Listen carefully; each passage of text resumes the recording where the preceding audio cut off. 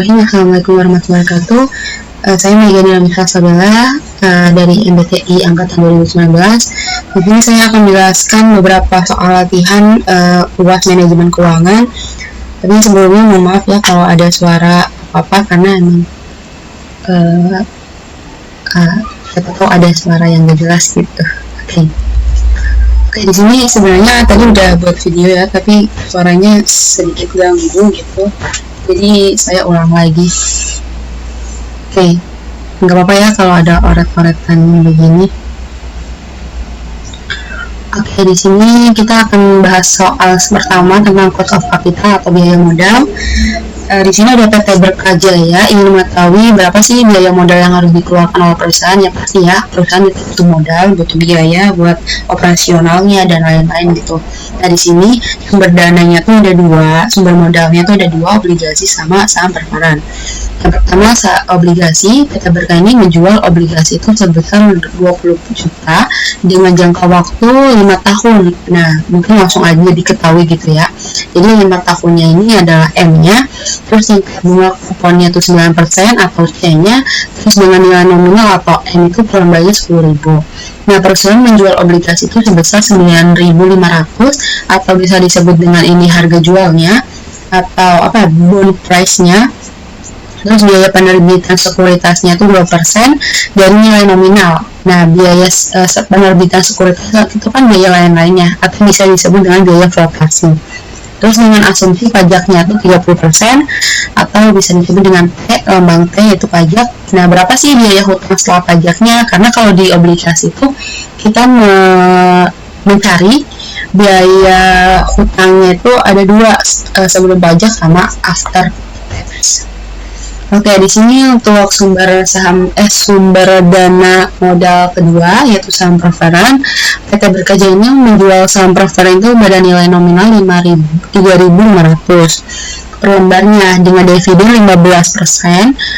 Biaya penerbitan dari penjualan atau bisa disebut dengan biaya flotasi, biaya lain-lain diharapkan itu hanya 3%. Nah, ini menggunakan proporsi di bawah ini ya, ada hutang jangka panjang, obligasi, proporsi sumber modalnya itu dari obligasi 45% doang, terus untuk saham preferan tuh 55%. Mungkin langsung aja ke ini ya perhitungannya. Ini aku udah hitung tadi ya. Di sini diketahui M-nya tuh 10.000, N-nya itu 5 tahun, kuponnya 9%, bond price harga jualnya 9.500, terus biaya flotasinya kan tadi 2% ya. Nah ini kan belum tahu nih biaya flotasinya tuh berapa ribu gitu. Jadi dikalikan dulu sama nilai nominal 10.000, jadi hasilnya 200. Terus NPD atau harga bersih dari obligasi tersebut, caranya harga jual dikurangi biaya flotasi, jadi 9.500 dikurangi 200 hasilnya 9.300. T-nya itu pajaknya 30% dan IT-nya itu karena belum diketahui di soal, jadi kita cari caranya kupon dikali nilai nominal, hasilnya itu 900. Nah, penyelesaian ini adalah biaya hutangnya ya, KD before tax yang tadi udah jelasin bahwa ada dua, after tax sama before tax. Kita melihat dari before tax dulu, terus ini adalah rumusnya ya, ini. Oke, terus tinggal masukin aja deh, ini dibagi dua ya, 900 sebagai IT, M sebagai 10.000, terus NPD 9.300 dan lain-lain. Tadi aku udah dihitung ya di sini, hasilnya tuh 1.040, nanti dibagi sama hasil yang di bawahnya 9.650, hasilnya 107 atau bisa diperseninnya tuh 10,7%. Oke, terus kita cari juga biaya hutang after tax-nya. Caranya tuh KD before tax, biaya hutang sebelum pajak dikali sama 1 dikurangi pajak. Nah, KD before tax-nya dari sini ya, jadi 0,107 dikali sama 70%. Kenapa? Karena 1 dikurangi 30% hasilnya 70%. Nah ini hasilnya 0,074 atau kalau misalnya diperseninnya tuh 7,4%. Yang kedua ada saham preferen.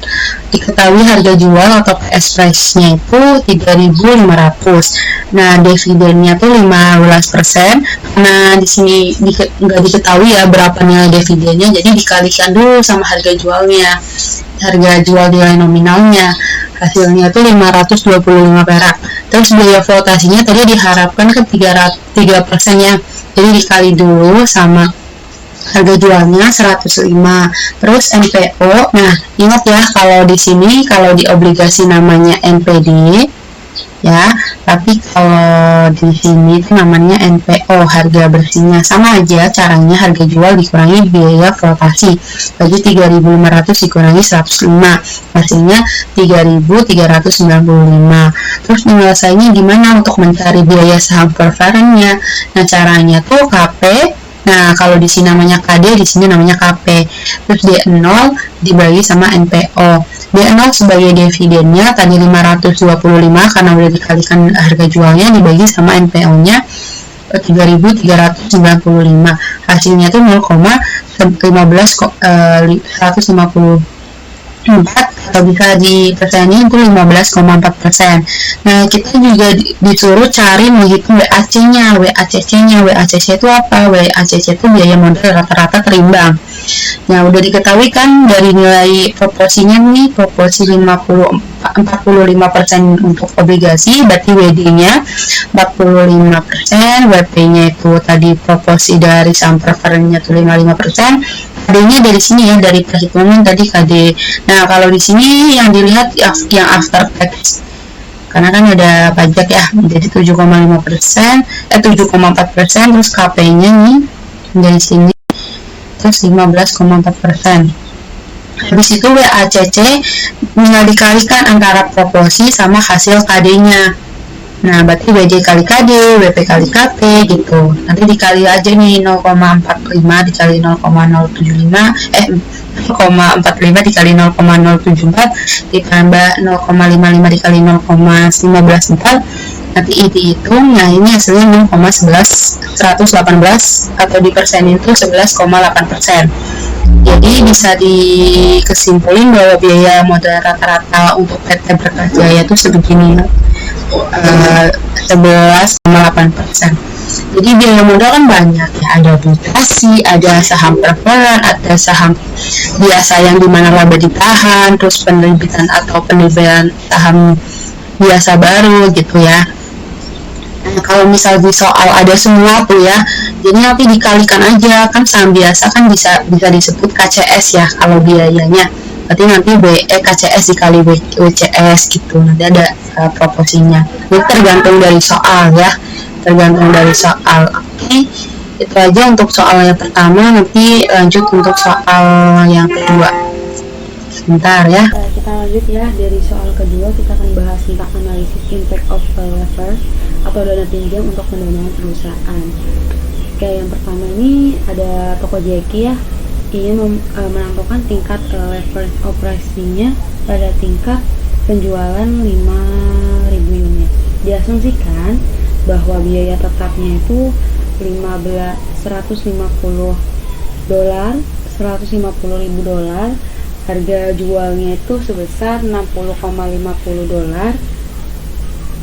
Terus biaya variabelnya 20,25 dolar per unit. Itulah nilai DOL-nya. DOL itu degree of operating leverage. Nah, itu ya. Terus apabila terjadi kenaikan penjualan sebesar 20%, bagaimana sih pengaruh dari laba usahanya atau yang disebut dengan EBIT? Nah, buktikan jawaban Anda dengan benar. Nah, oke, yang kedua kita disuruh cari nilai DFL-nya juga. DFL itu degree financial leverage. Di sini ada toko Jeki mengharapkan laba operasionalnya itu sebesar 15.000 dolar ya pada tahun ini. Ia memiliki obligasi dengan nilai nominalnya tuh 25.000 dolar dengan tingkat kuponnya tuh 10% dan penerbitannya tuh 600 lembar saham preferen. Dividennya per tahunnya itu 4 dolar dengan tarif pajaknya tuh 40%. Nah, ini. Oke, habis itu Nah, kita langsung aja nih cari yang pertama DOL-nya dulu, degree of operating leverage. Di sini DOL itu apa sih? DOL itu menghitung untuk mengetahui seberapa sih sensitifnya perubahan sales atau penjualan yang dihasilkan oleh perubahan EBIT, perubahan dari laba perusahaannya gitu, laba operasionalnya. Jadi kita mau mengetahui ya gimana perubahan sales dari suatu perusahaan akan berubah jika adanya perubahan EBIT gitu. Nah, di sini diketahui ya di soal itu kuantitinya itu yang diketahui 5.000 unit. Terus F-nya atau fixed cost-nya, biaya tetapnya itu $150.000. Terus price-nya, harga jualnya itu 60,50. Habis itu variable cost-nya itu 20,05 per unit. Nah, penyelesaiannya di sini ada rumus DOL-nya. Rumusnya tuh quantity dikali harga dikurangi variable cost dibagi sama quantity dikali price dikurangi variable cost dikurangi fixed cost. Jadi tinggal dimasukin aja semuanya dari kuantitinya 5.000, terus price-nya berapa, sama variable cost-nya berapa, begitu. Nanti tinggal dihitung, terus dibagi sama perhitungan di bawah. Nah, aku udah hitung bahwa jumlah di atas itu 200.250 dibagi sama hasil yang di bawah itu 52.250, hasilnya 3,8. Kita bulatkan menjadi 4. Jadi di sini dapat disimpulkan bahwa perubahan 1% pada sales menyebabkan perubahan 40% pada EBIT. Tuh.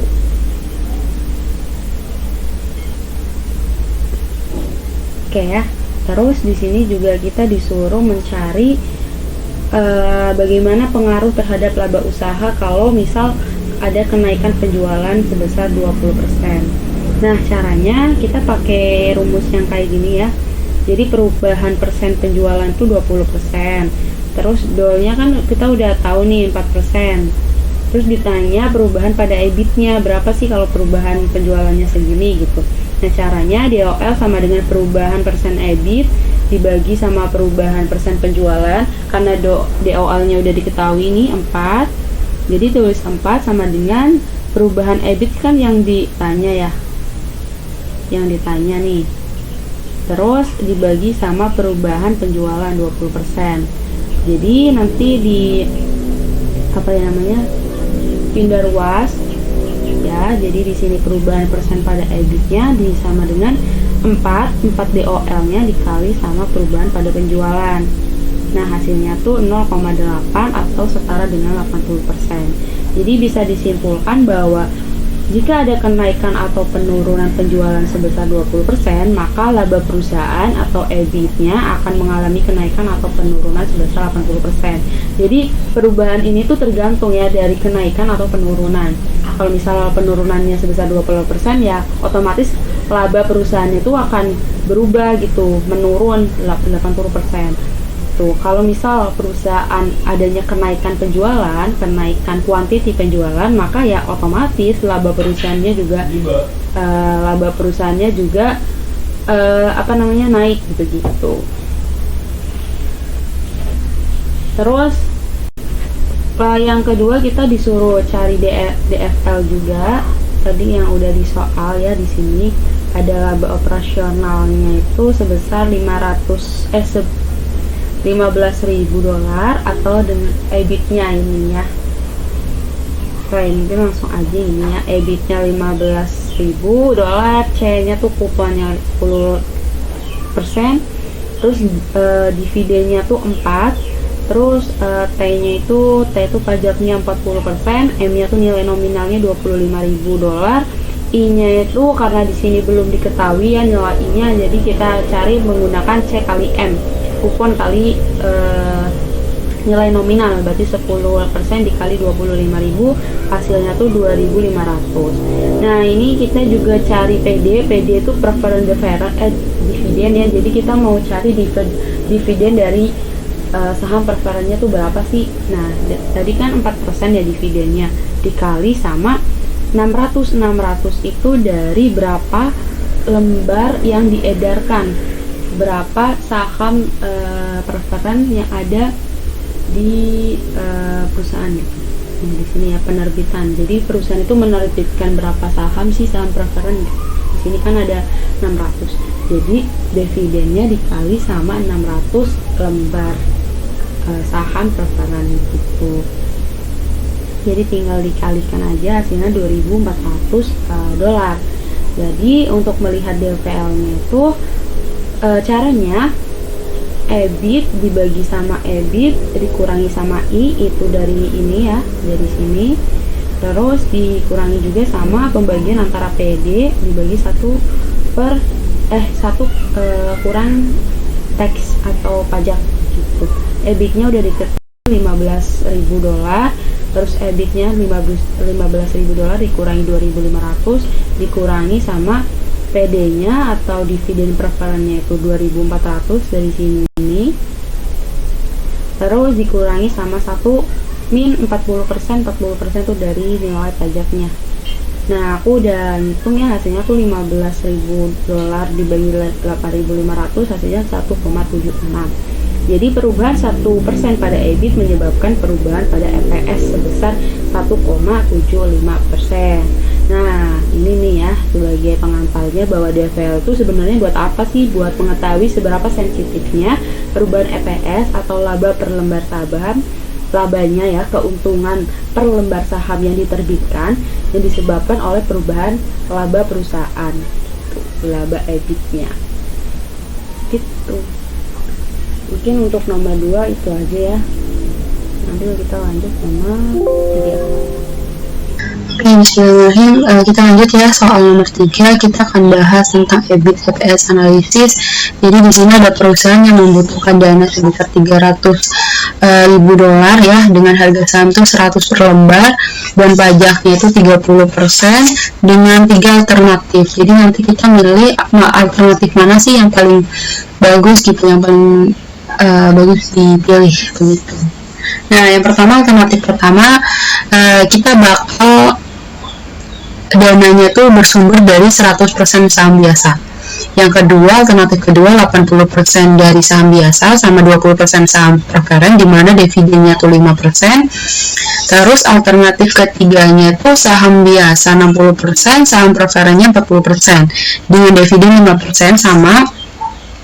Terus kita disuruh mencari different point antara ketiga alternatif tersebut dan memilih gitu ya, mana alternatif yang dipilih begitu. Yang pertama, kita akan diketahuinya dulu. Tadi dibutuhkan dana segini 300.000 dolar, harga sahamnya itu 100, terus T-nya itu pajaknya 30%. Jadi kita akan menghitungkan yang pertama, alternatif pertama itu 100% saham biasa ya tadi ya. Jadi S1 itu berarti saham gitu ya, saham biasa. Yang alternatif pertama X itu lembar saham yang beredar ya, berapa begitu. Terus S pertama itu caranya 3, berarti berapa proporsinya kan ini ya, 100% dikali sama kebutuhan dana 300.000 dibagi sama 100 harga sahamnya, berarti saham yang beredarnya tuh 3.000 lembar.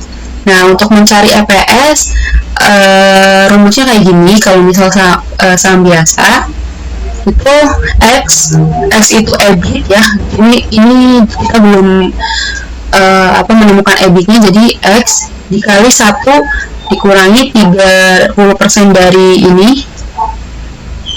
dari pajaknya, dibagi 3.000 untuk lembar sahamnya yang beredar berapa gitu. Nah, ini APS dari alternatif pertama. Terus untuk alternatif kedua, proporsinya di mana 80% saham biasa, 20% saham preferen dengan dividennya itu 5%. Untuk saham biasa sama kayak gini, kita tulis S2 karena ini alternatif kedua. Jadi lembar berapa sih lembar saham yang beredar untuk alternatif kedua caranya sama, 80% dari proporsinya dikali sama kebutuhan dana 300.000 dibagi sama 100 dimana harga sahamnya, sama dengan hasilnya itu nanti dihitung lagi. Kalau misal penasaran ya, pokoknya ini aku udah ngitung begitu, ada 2.400 lembar saham yang beredar. Terus untuk saham preferen lambangnya D2 karena ada alternatif kedua. Caranya itu kita lihat dividen setelah pajaknya dulu ya, karena di sini saham preferen kan ada pajaknya. Terus caranya tuh 1 dibagi 1 min T, pajaknya dikali dividen setelah pajak. Terus caranya gimana cari dividen setelah pajak? Jadi caranya itu lihat proporsinya 20% dikali sama kebutuhan dana dikali lagi sama dividennya begitu. Jadi 1 dibagi sama 1 min 30% T-nya dikali sama hasil 20% dikali 300.000 dikali sama 5%. Nah ini hasilnya yaitu 3.000 dibagi 70%. 3.000 dari mana? Jadi hasil yang ini, hasil segini itu 3.000 dikali 1 kan. Jadi 3.000 dibagi sama hasil 1 kurangi 30%, 70%. Jadi hasilnya tuh segini, 4.286. Nah untuk melihat EPS-nya, kalau cuma saham biasa kan EPS-nya tuh rumusnya gini ya. Tapi kalau saham biasa sama saham preferen itu rumusnya kayak gini, X dimana EBIT-nya dikurangi sama D2 dikali sama 1 min T pajaknya, terus dibagi sama lembar saham yang beredar, saham biasanya di sini.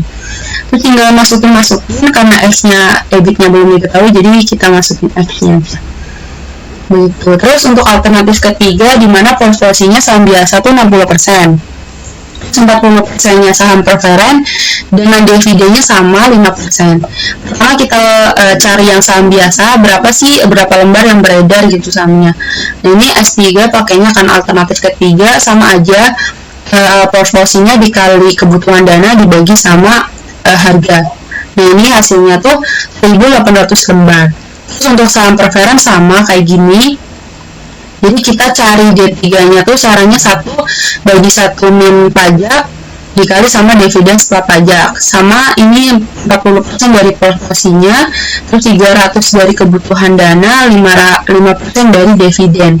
Hasilnya tuh 6.000 dibagi 70%, hasilnya 8.572.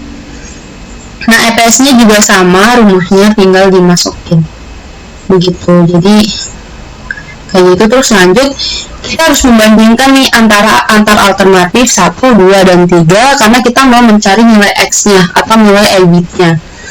Nah pertama kita alternatif yang pertama sama kedua dulu, jadi dibandingkan nih X dalam kurung 1 min 30% sama dengan ini caranya di EPS-nya ya, kita lihat EPS-nya. Ini. Jadi untuk alternatif 1 kan EPS-nya ini, bentar. Kita ganti warna. Nah, untuk EPS alternatif 1 kan ini. Jadi dimasukin.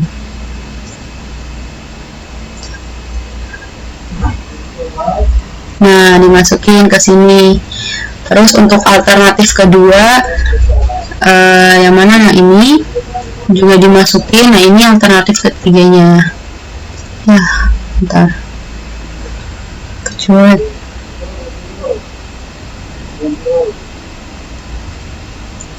ini alternatif ketiganya EPS-nya. Terus kalau misal alternatif membandingkan alternatif pertama sama alternatif kedua, berarti EPS alternatif ketiga nggak usah diikutin. Jadi ini EPS yang pertama sama EPS yang kedua. Nah caranya itu ini kan 1 dikurangi 30% sama dengan di sini juga ada 1 kurangi 30% kan sama ya. Ini bisa dicoret.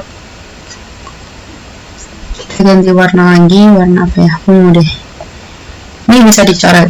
Jadi udah nggak ada. Nah, karena hasilnya 0 gitu.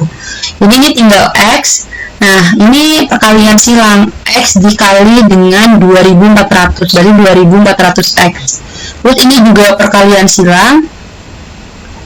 Nah, 3000 dikali X min 4286. Nanti tinggal dikali nih, 3000 dikali X. Nah, kan 3000X, terus 3000 dikali 4286 hasilnya 12.858.000.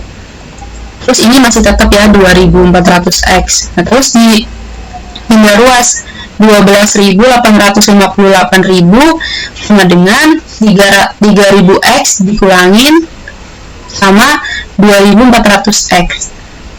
Nah, untuk mencari X-nya berarti X sama dengan, jadi ini kan 3000X dikurangi 2400 kan hasilnya 600X ya. Jadi untuk melihat X-nya itu X sama dengan nilai 12.858.000 dibagi sama 600. Hasilnya X-nya itu 21.430. Nah, ini adalah nilai EBIT-nya. Terus untuk memastikan kita harus membandingkan juga nih alternatif kedua sama alternatif ketiga. Caranya sama, tapi karena ini lebih kompleks ya, karena ada dua sumber dananya ya, saham biasa sama saham preferen. Tapi sama aja, ini dihasilkan dari EPS yang kedua karena alternatif kedua, terus ini dihasilkan dari EPS alternatif ketiga. Terus tinggal perkalian silang, jangan lupa ini yang 1 kurangi 30 kan sama nih. Nah, boleh dicoret. Nanti ini perkalian silang. Nah, 1800 dikali sama X min 4286. Terus ini juga perkalian silang, 2400 dikali X dikurangi 8572. Terus biasa dikali-kalikan aja nih, 1800 dikali X, 1800X, terus 1800 dikali 4286 hasilnya 7.714.800. Terus yang ini 2400 dikali X, 2400X, terus kurangi 2400 dikali 8572, berarti 2572.800. Terus kita pindah ruasin lagi, yang X sama X yang nggak ada variabelnya nggak sama yang nggak ada variabelnya. Jadi 20 juta ini kan min ya, ini kan yang di sisi kanan kan min, kalau dipindah ruasin jadinya plus. Nah, jangan lupa ya, berarti 20.572.800 dikurangin karena ini masih kurang 7.714.800. Terus ini 2400X dikurangin karena ini sisi kirinya dulunya plus, berarti dipindah ruasin tuh hasilnya min, harusnya diganti min gitu. Terus hasilnya segini. Ini harusnya ada 00 ya, lupa. Nah, 12.858.000 sama dengan 600X. Jadi nanti X sama dengan nilai ini yang 12 juta sekian dibagi sama 600, hasilnya sama. Nah, membandingkan alternatif 1 sama 2 udah, alternatif 2 sama 3 juga hasilnya sama. Nah, kita untuk memastikan lagi, kita bandingkan nih 1 sama alternatif ketiga. Sama aja caranya, ini untuk EPS alternatif ke 1, ini EPS alternatif ke 3. Nanti jangan lupa ini dicoret. Nah, cara perhitungannya juga sama. Ini hasil outputnya itu sama kayak yang ini sama yang ini. Oke, lanjut ya. Nah, karena kita udah tahu nih nilai EBIT-nya atau laba perusahaannya, ya nilai EBIT-nya, kita buat tabelnya dulu. Mana nih? Ini ganti. Ini untuk alternatif pertama, kedua, terus ketiga. EBIT-nya udah sama semua ya, 21.430 sama semua. Terus interest itu bunga tuh biasanya di sumber dana obligasi. Nah, ini kan saham semua, jadi 0 sama 0. Jadi nanti terus EBIT-nya tuh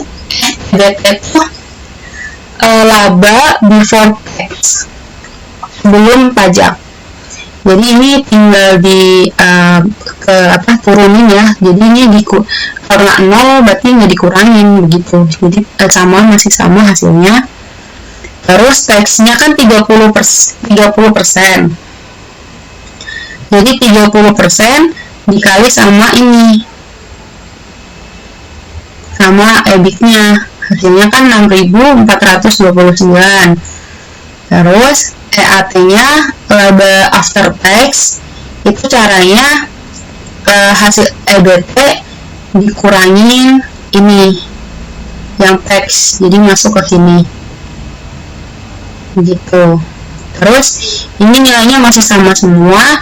Terus dividen kan si alternatif pertama kan nggak punya dividen, tapi alternatif kedua, ketiga tuh ada. Nah 30 sama 60 tuh dari mana? Dari sini. Bentar.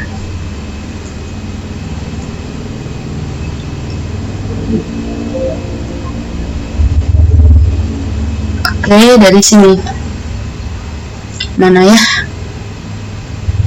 Dividen. Nah ini nih, dari sini.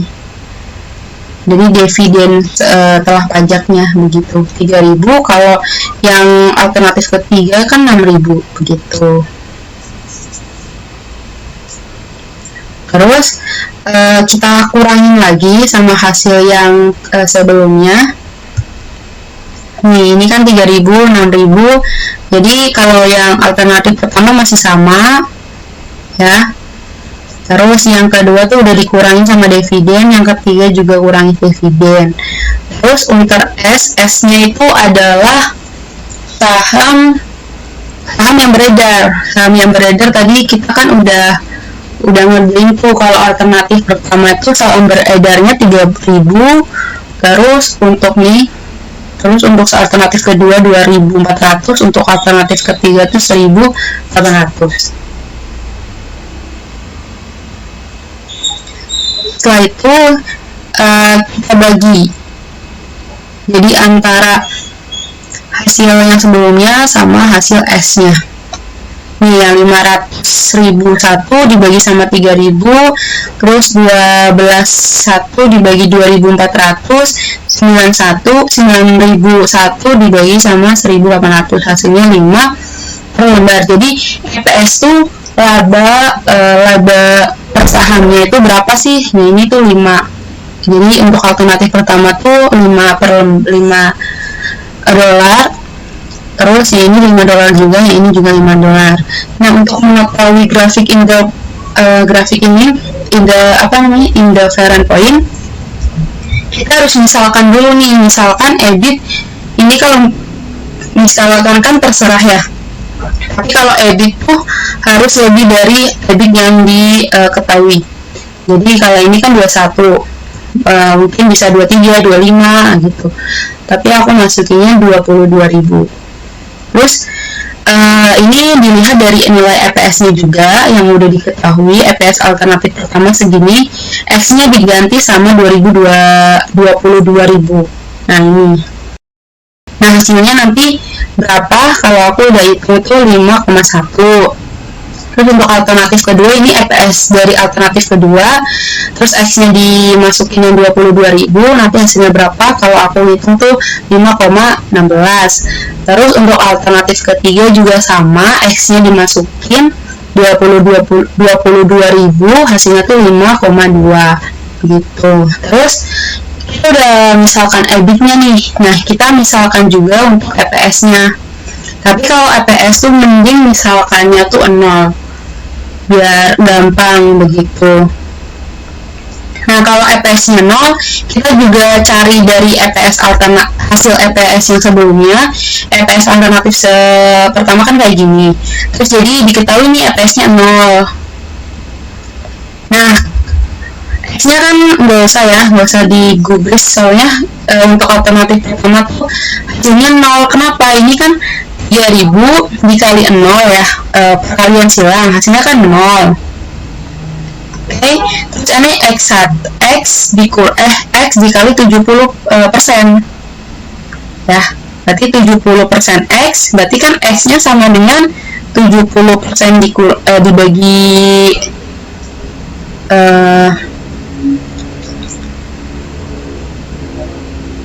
X-nya tuh 0 dibagi 70%, hasilnya 0, berarti ini 0 EPS dari ya X-nya maksudnya EBIT dari EPS alternatif pertama. Kalau EPS-nya 0 berarti EBIT-nya juga 0.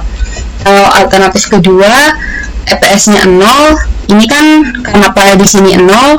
Karena kan ini ya perkalian silang 2400 dikali 0 pasti hasilnya 0. Terus ini kan 70%.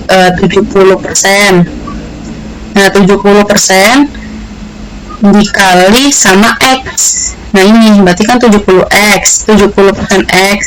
Terus 70% dikali 4286, hasilnya tuh 3000. Jadi, untuk mencari X-nya ini dipindah-ruasin dulu. X sama dengan 3000 dibagi sama 70%. Hasilnya 4286. Terus sama untuk alternatif ketiga juga sama, kayak gini caranya EPS, karena ini EPS-nya 0 berarti dikali silang hasilnya 0.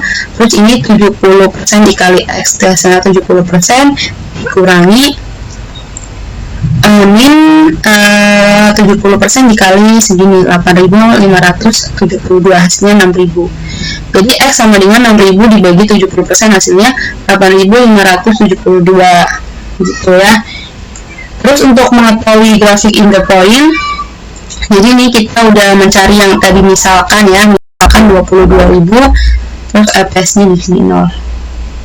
Berapa sih gitu. Nah, untuk alternatif pertama kan EPS-nya 0. Kalau misal EPS-nya misalkan 0, terus tapi di sini EBIT-nya 5,1. Di sini ya 5,1. Bentar.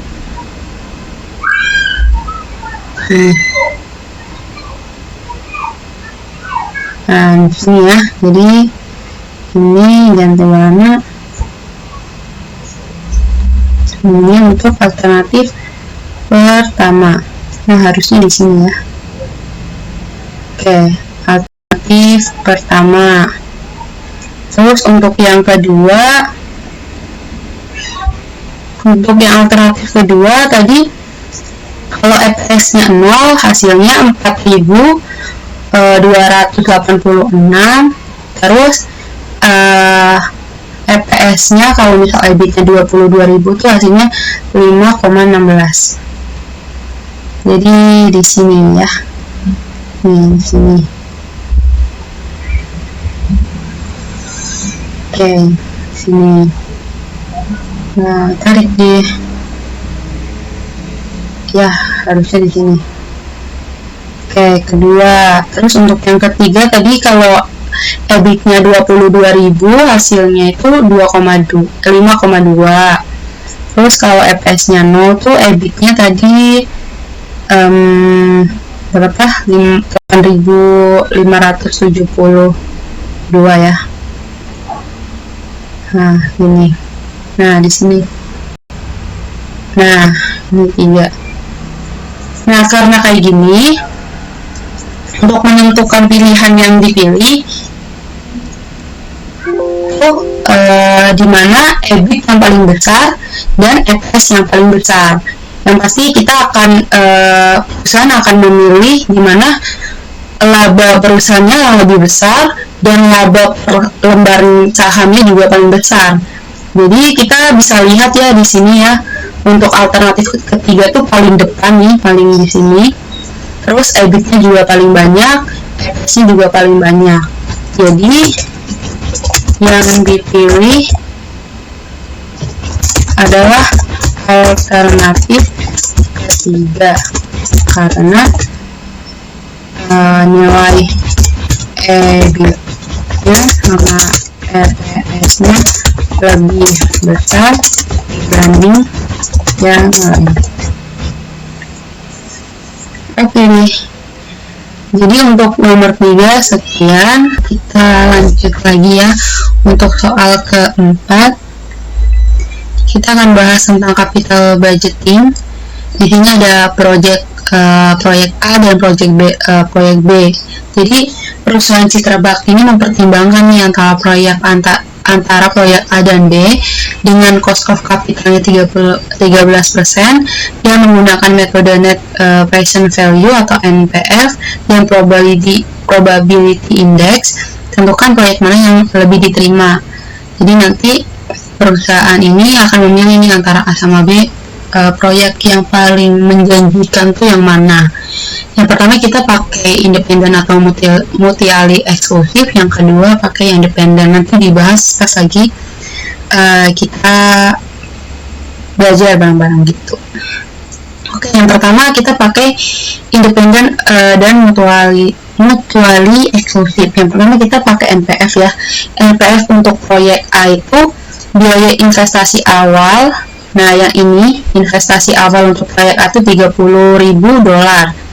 Terus COC-nya kan 13%.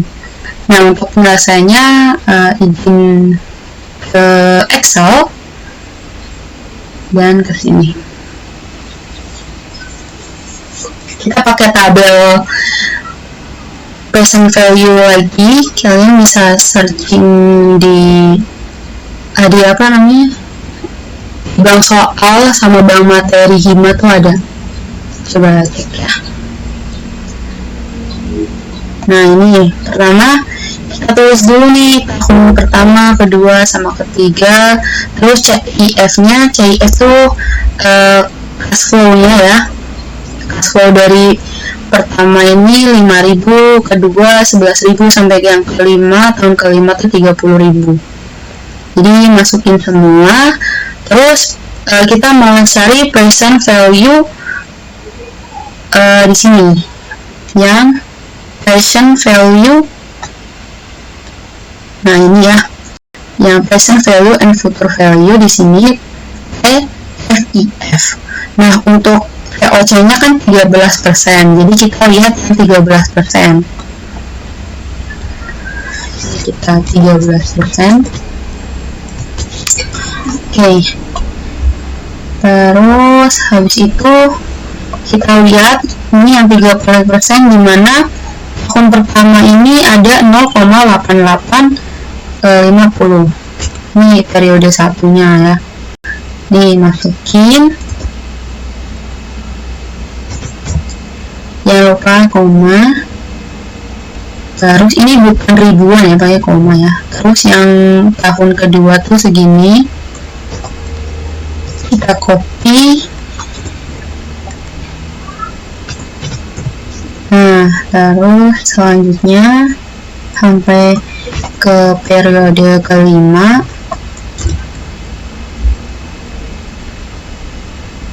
Tahun kelima ya. Sebentar, salah.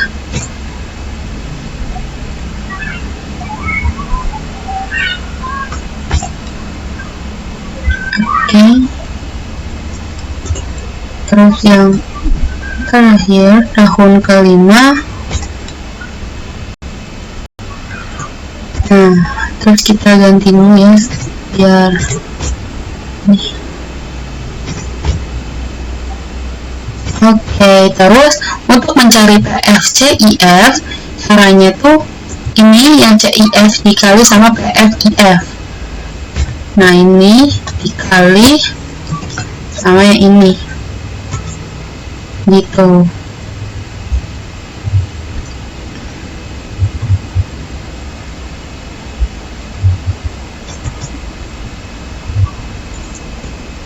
Nah, jadi ini hasilnya ya 4.425, 8.614 dan lain-lain. Jadi caranya tuh ini dikali ini dikali ini gitu ya. Terus totalnya kita cari totalnya 57.131 ya kalau pakai Excel. Oke, ini aku pakai manual, cara hasilnya hampir sama sih, cuma 57.132. Jadi nggak apa-apa, ini beda dikit aja gitu. Terus tinggal kita masukin ke sini. Nah, ini untuk proyek A. Terus selanjutnya untuk proyek B,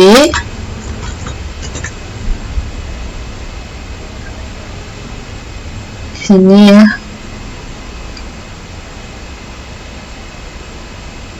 Oh ya, jangan lupa di sini. Jadi kita mengetahui pakai metode NPF kalau diterima tuh di mana gitu ya.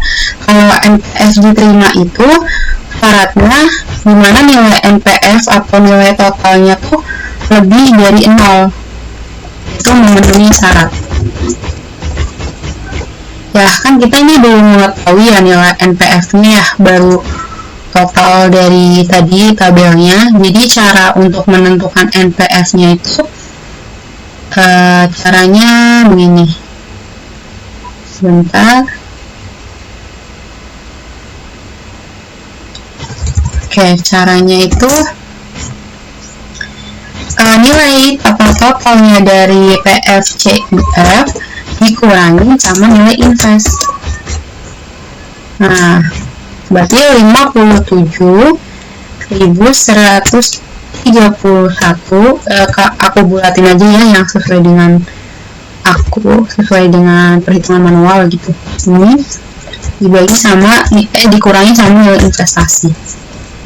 Nah, ini hasilnya itu sama dengan 27.132,1. Nah, berarti kan hasilnya lebih dari 0 ya. Nah, kalau hasilnya lebih dari 0, berarti memenuhi syarat nih proyek A. Berarti bisa dipilih, tapi kita bandingkan nih sama proyek B, begitu. Oke, untuk proyek B sendiri,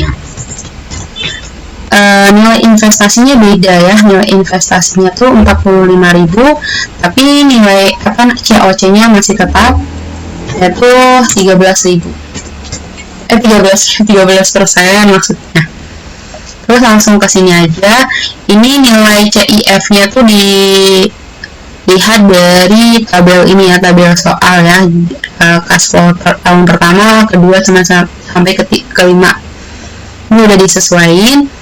Terus untuk CIF-nya kan sama ya, karena nilai COC-nya sama nih, 13%. Jadi nilainya tuh sama, jadi kita langsung copy paste aja. Nah, terus caranya juga sama deh, dikalikan antara CIF dikali sama PFIF. Ini hasilnya 11.505. Oke. Nah, habis itu kita totalin dulu, biasa sum. Nah, ini hasilnya 66.500,2. Terus kita copy deh ke sini biar oke di sini. Nah, terus sama kita kurangin dulu sama nilai investnya, NPF untuk yang B ya, PFCIF dikurangi sama invest, hasilnya itu 66.500,2 dikurangi sama 45.000. Oke, hasilnya itu 21.500,2. Nah, ini juga lebih dari 0 ya. Jadi NPF-B-nya itu diterima.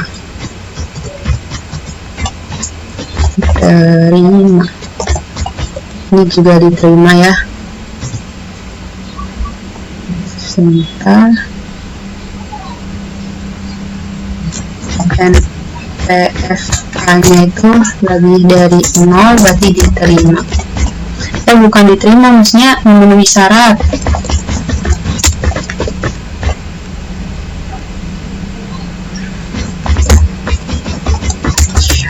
Oke. Terus kita lanjut ke yang metode yang kedua, yaitu probability index proyek A yang pertama ya.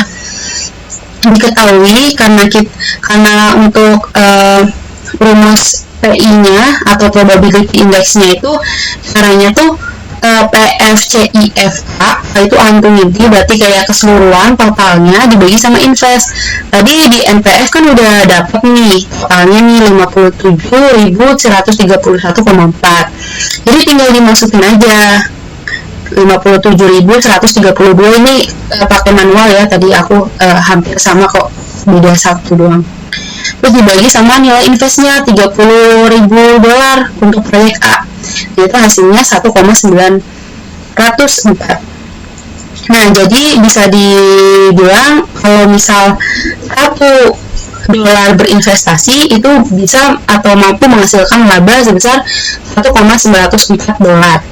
Nah, untuk proyek B juga sama, kayaknya tuh PFCIFA atau total dari ininya yang di NPF 66.500,2, terus nanti dibagi sama nilai investnya $45.000.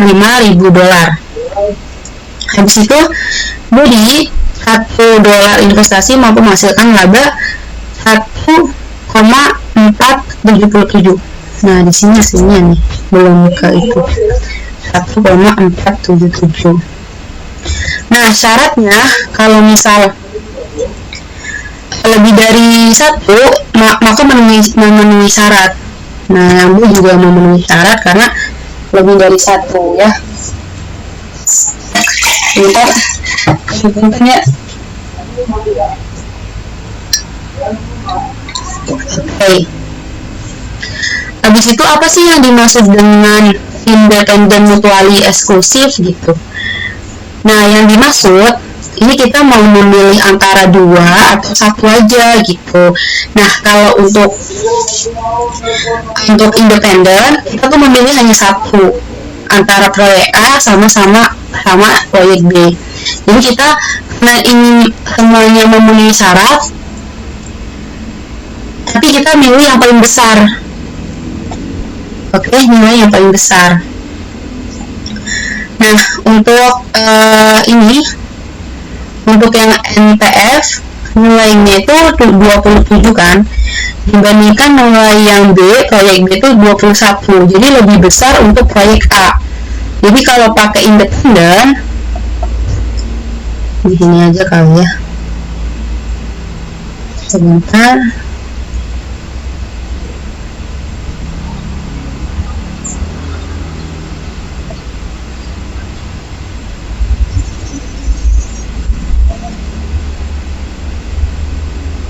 Oke.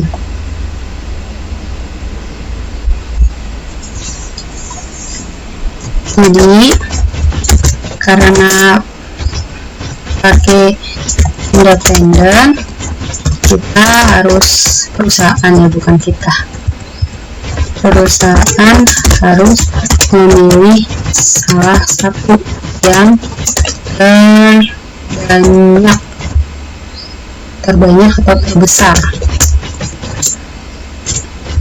Nah, dilihat dari hasilnya untuk metode NPF yang dipilih itu adalah proyek A karena NPF-nya itu lebih besar begitu ya. Ini 27 132,1 kan lebih besar ya daripada 21.500,2 gitu ya.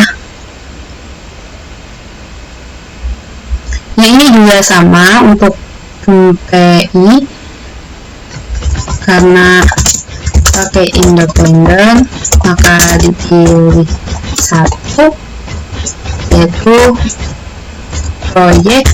Kalau di sini juga proyek A ya, dia lebih besar karena ini ya, 1,94 lebih besar dari 1,47. Begitu deh.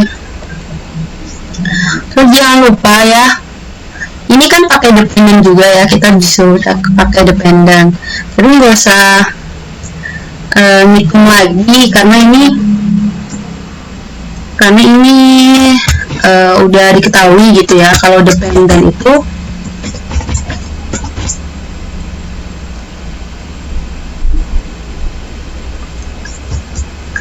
jika proyek A memenuhi syarat dipilih semua. Jadi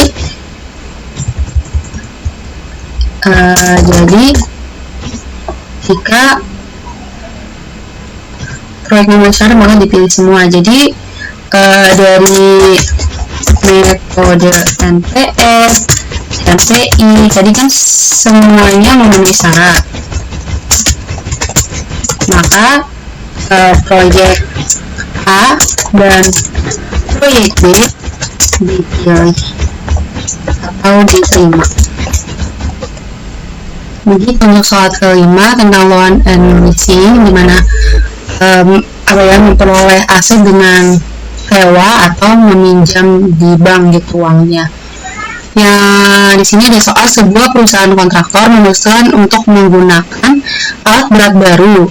Harga perolehan aktifanya, aktiva itu asetnya, aset yaitu alatnya, alat beratnya gitu ya, sebesar 150 juta. Terus pajak perusahaannya ada 30%, depresinya itu menggunakan metode garis lurus. Depresi, kenapa depresi? Karena di sini kan alat berat ya, berarti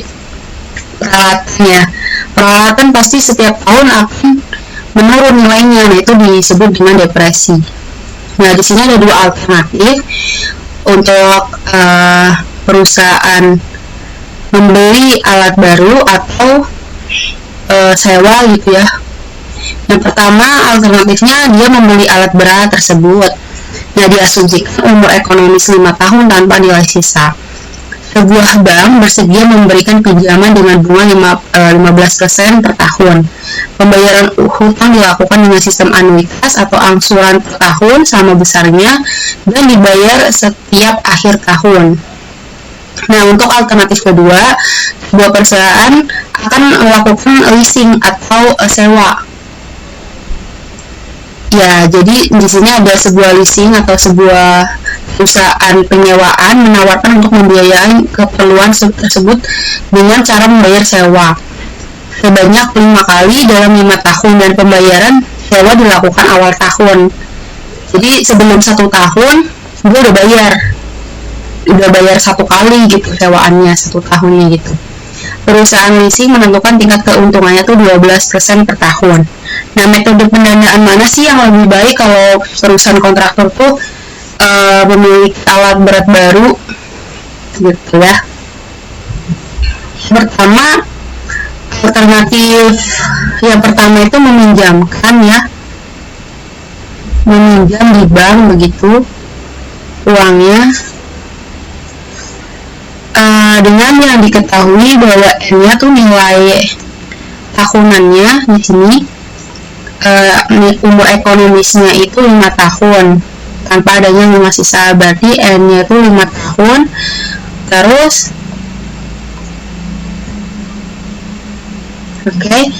terus I-nya itu adalah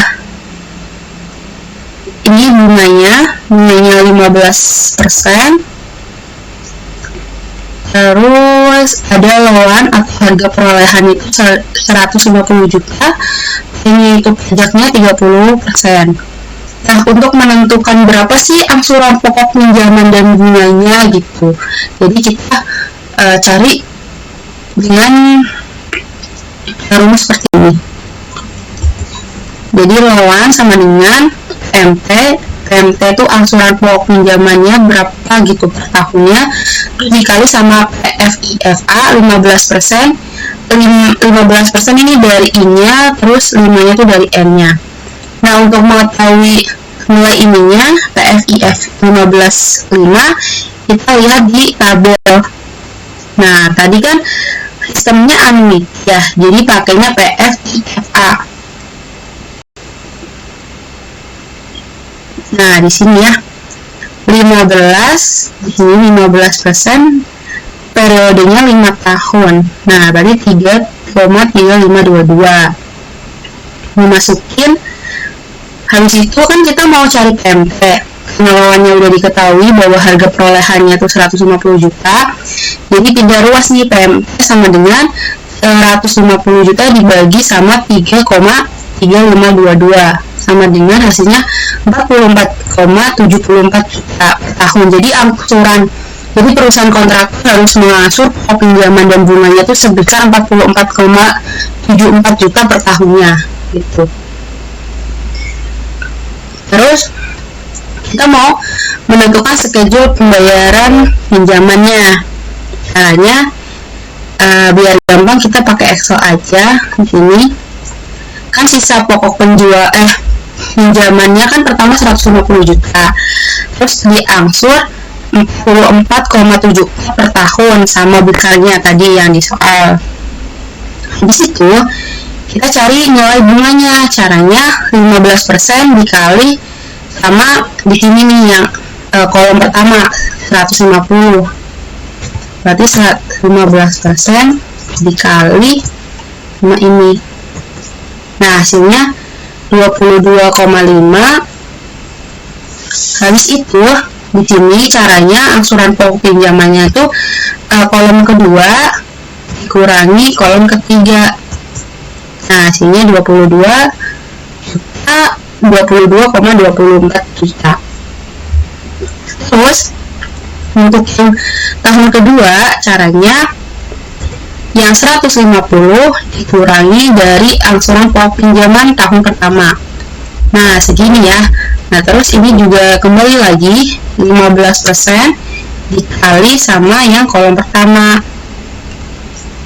Nah, begitu. Nah, ini caranya nomor kolom kedua dikurangin sama kolom ini. Nah, terus ini juga sama.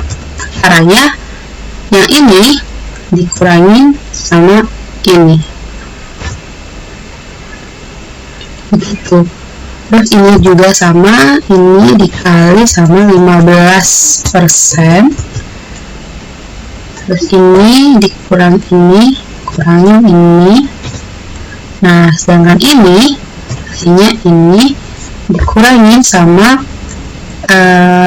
tabel keempat. Habis itu bunganya juga dikalikan sama tahun keempatnya, kolom pertama 15%.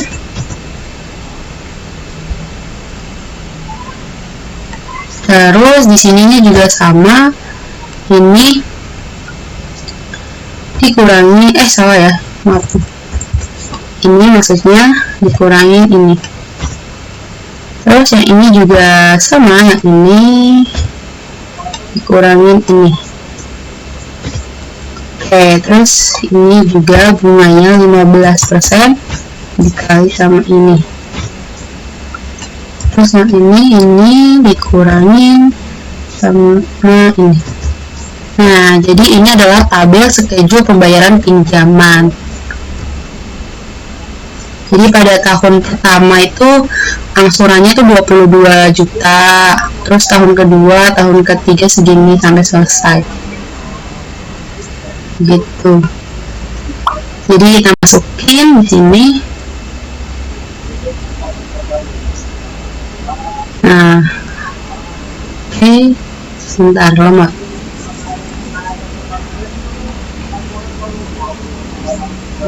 Oke. Sebentar.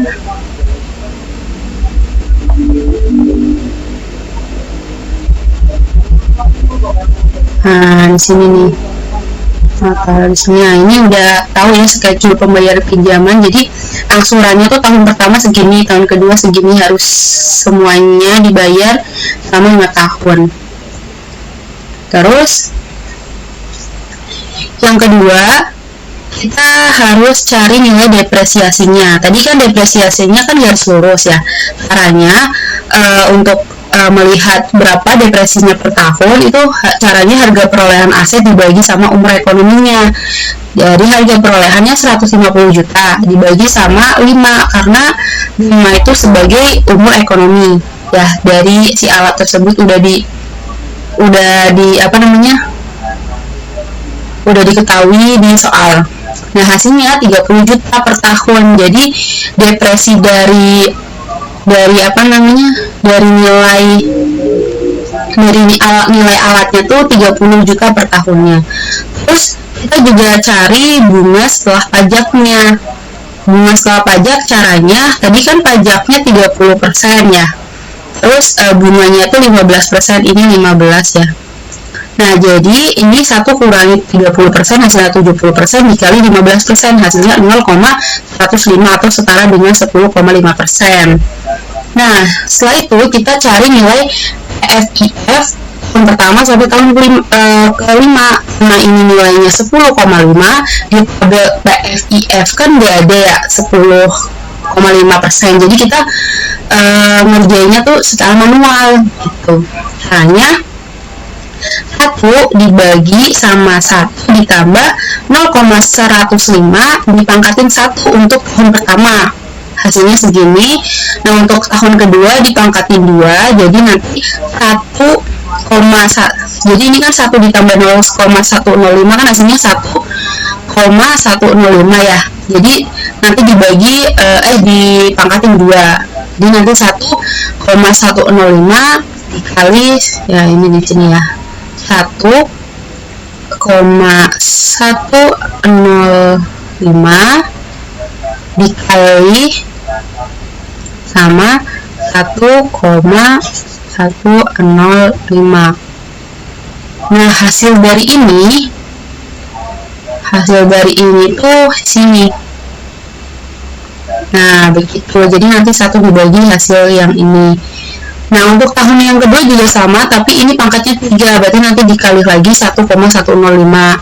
Nanti ini juga pangkatnya 4 juga dikali lagi, pangkat ini juga dikali lagi sampai 5 gitu. Nah, ini hasilnya udah diperoleh bahwa 0, yang FIF tahun pertama segini, tahun kedua segini, tahun ketiga, keempat, sama kelima. Kalau misalnya mau coba-coba gitu boleh ya. Nah, terus yang selanjutnya kita mau mencari schedule outflow. Jadi ini emang alurnya banyak ya. Jadi tadi untuk udah melihat schedule pembayaran pinjaman, sekarang kita melihat schedule cash outflow-nya. Bentar. Nah, di sini ya.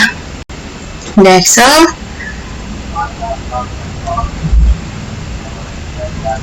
Oke, yang pertama kita ada tabel angsuran, kedua ada bunga, tabel kedua itu tabel lagi kolom ya berarti ya. Oh ya, kolom ketiga itu ada depresiasi, kolom keempat tax sheet, ada COF, yang kelima, keenam PFIF, dan yang ketujuh itu PFCF. Oke. Bunga itu dari yang sebelumnya yang udah diketahui, yang udah kita cari. Oke, masukin sini. Oke, ini harusnya di gimana nih? Ditulis langsung aja gitu ya.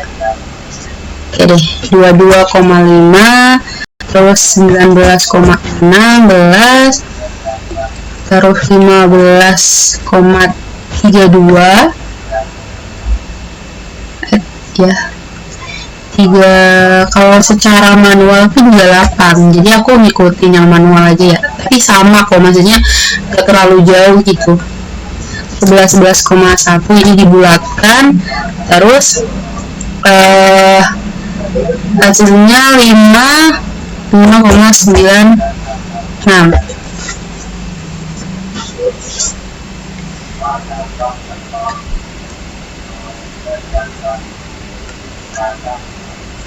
Oke, nah ini ada yang salah ya, harusnya tuh dikali ini. Nah, 596 kalau dipakai manual, kalau di sini hasilnya 5,84. Enggak apa-apa. Kalau di sini mau di ininya nih dikurangin, ditambahin, dikurangin.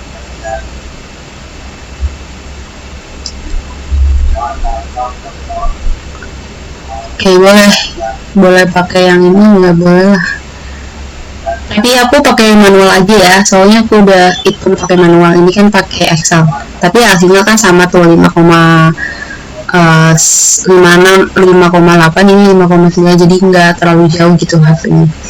Terus yang selanjutnya kita mau lihat nilai tax sheet-nya tuh caranya tabel kedua, kolom kedua ditambah dulu kolom ketiga, nanti dikali 30%. Jadi di sini ini ditambah sama ini, oke, terus dikali sama 30%. Nah, ini ditambah sama ini, terus dikali sama 30%. Nah, hasilnya 15,75. Terus sama aja nih, ini ini ditambah ini, terus dikali 30%. Nah, udah segitu. Jadi bentar. Nah, udah masuk semuanya. Tadi caranya kayak gitu ya. Jadi kolom kedua ditambah kolom ketiga dulu, nanti dikali sama 30%. 30% itu dari pajaknya.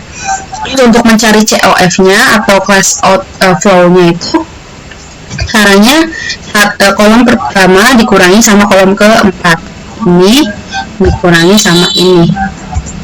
Nah, kayak gitu ya. Yang kedua, ketiga sama keempat juga sama. Nah, biar cepat ya.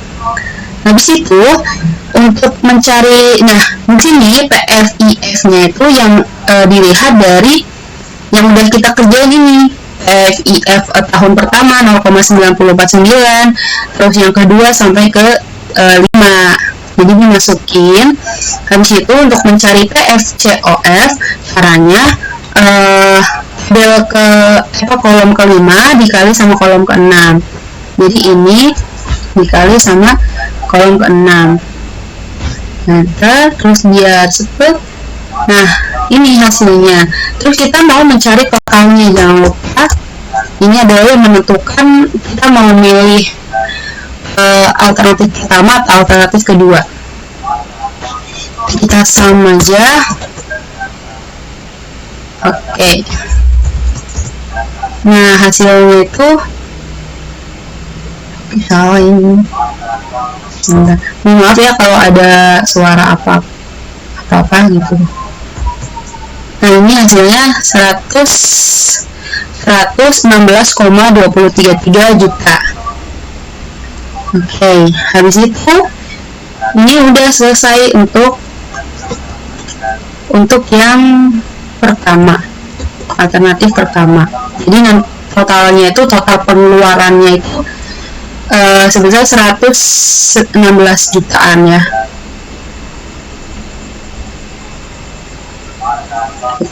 Begitu. Sebentar.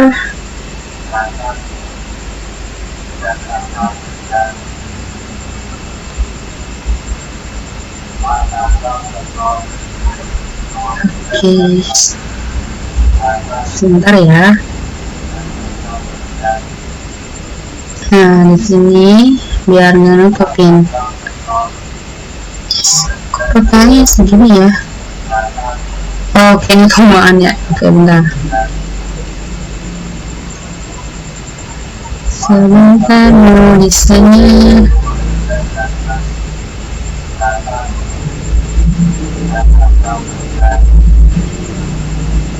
Nggak bisa ya.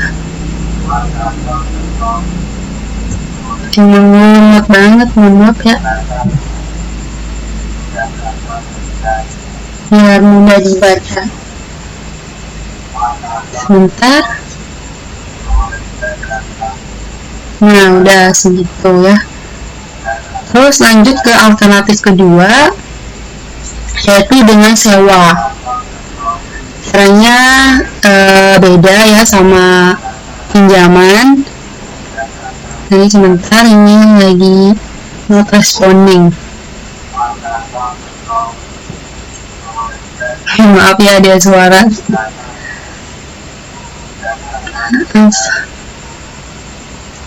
Nah, yang kedua tuh menggunakan leasing atau sewa. Jadi kita perusahaan tadi tuh menyewa alat beratnya begitu. Tadi caranya kita menentukan LP-nya dulu nih, berapa sih pembayaran sewa setiap tahunnya. Nah, caranya untuk menentukan pembayaran sewa setiap tahun, rumusnya kayak gini. Nah, olet-olet ya biar paham gitu, biar lebih benar.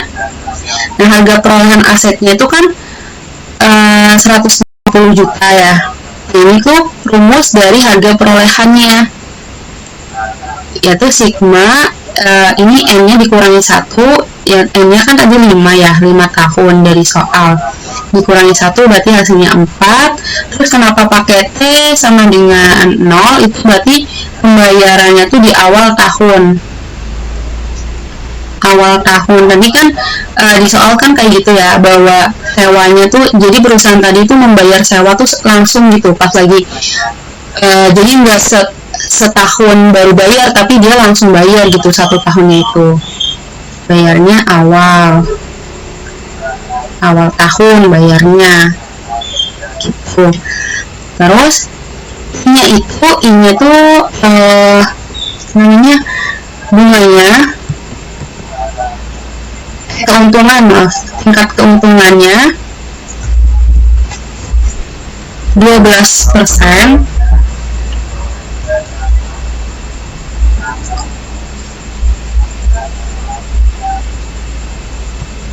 Kayak 12%.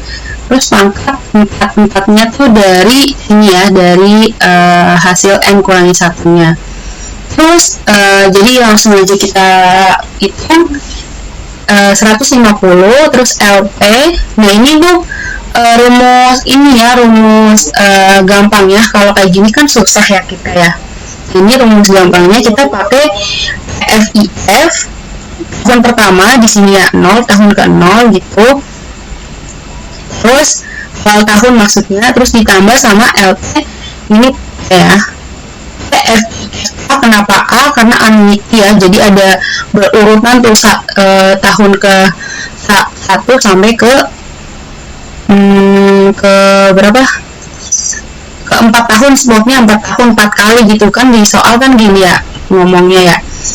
Dia tuh sewa sebanyak 5 kali dalam 5 tahun, dan dia kan bayarnya tuh awal tahun ya, berarti awal tahun udah dibayar, jadi tinggal 4 kali begitu. Jadi awal tahun udah bayar 1 kali, kan 5 kali, berarti tinggal 4 gitu. Sebentar loading. Oke, terus ini 150 ya, salah, sama dengan LP dikali 1. Nah, pokoknya kalau PFIF maupun PFIA, kalau N-nya 0 itu hasilnya 1. Oke, hasilnya 1 karena di tabelnya juga nggak ada, itu hasilnya memang 1. Terus dikali hasil PFIFA 12%, N-nya tuh 4. Jadi kita lihat dulu tabelnya ya. Sebentar, kita lihat tabel di sini. Ini 12% ke 4. Nah, di sini ya 3,0373. Nah, sama ya. Terus habis itu, jadi ini yang LP sama LP kan ada 2 kan, ini disoal jadi 1, terus 1 itu ditambah sama ini yang 3,0373. Ini tuh rumus matematika emang gini, kalau ada nemu soal kayak gini berarti ini kan LP sama LP kan sama, jadi nanti dipindah ruasin ke sini, bisa dipindahin gitu, terus ini juga ditambah, pindahin karena ini di sininya tambah begitu. Hasilnya 150, ini masih nilai harga perolehan. LP-nya dalam kurung 4,0373 hasil dari perhitungan ini, terus LP-nya sama dengan 150 dibagi sama ini hasil 4,0373, hasilnya segini. Jadi ini hasil dari 150. Oke, dibagi sama 4,0373. Jadi pembayaran sewa setiap tahunnya itu 37,15 juta gitu ya. Habis itu kita akan sebentar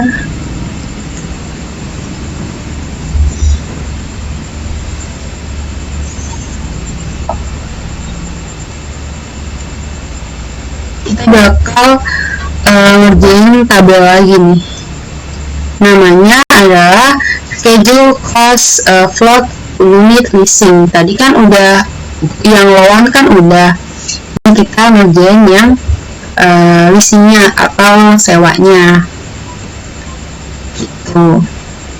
Oke, tadi udah dijelasin ya bahwa dia bayarnya awal tahun, jadi awal ke 0 minum 1 tahun begitu ya, jadi 0, terus tahun ke 1 sampai 4, terus ke 5. Kenapa 1 sampai 4 digabung? Karena emang pembayaran di sewa di sini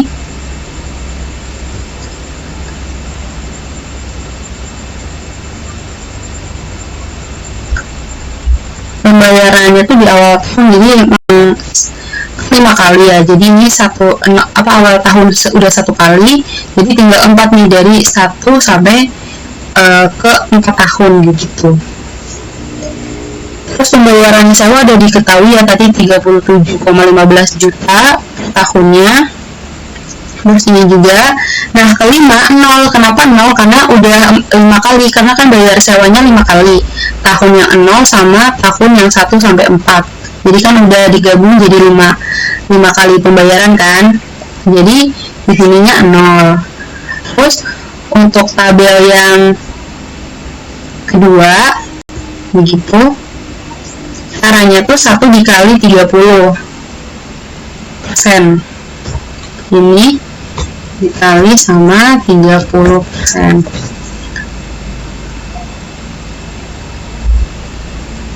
Oke, 11,14. Tapi di sini untuk tahun pertama kita belum mempunyai pajak, jadi masih 0.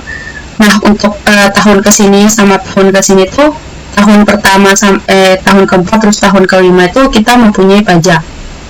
Caranya sama tadi ya.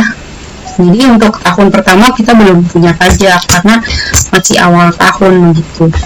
Terus ini juga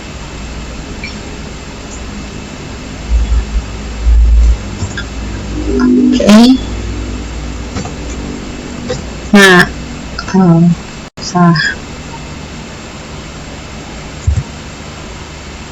ini 11,14. Oke. Guys, COS tuh caranya ini di kolom pertama kurangi kolom kedua, terus yang ini juga kolom pertama dikurangi kolom kedua, terus yang ini juga kolom pertama dikurangi kolom pertama kolom pertama dikurangi sama kolom kedua. Ini hasilnya min ya, min. Terus para PFIF dan PFIFA nya itu caranya ini kan 0 ya, tahun pertama, tahun ke 0 gitu. Jadi nilainya ya 1 yang udah dijelasin ya. Kalau misal N-nya 0 pasti hasil PFIF maupun PFIA nya tuh 1. Terus yang kedua kita cari yang pakai ini PFIFA yang annuity atau jumlah dari tahun pertama sama tahun kedua, menggunakan yang 10,5% dari yang sebelumnya kita cari yang di alternatif pertama gitu di sini ya. Nah ini, nah kan kalau misal kita ngitung lagi kan lama ya, jadi kita tambahin aja di sini kan, tahun pertama, kedua, ketiga, keempat. Nah, hasilnya tuh 3,1357 gitu. Tapi aku udah secara manual 3,1402. Terus yang ini yang tahun kelima kita lihat di sini yang 0,6070. 0,670. Oke, nah ini caranya kolom ketiga dikali kolom keempat. Ini dikali ini. Terus nah begitu. Nah terus kita cari totalnya deh. Sum.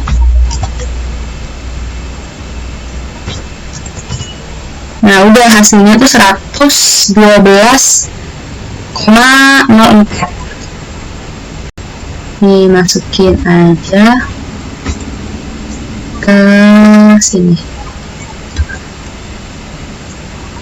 Nah desain dulu. Mana ya ini.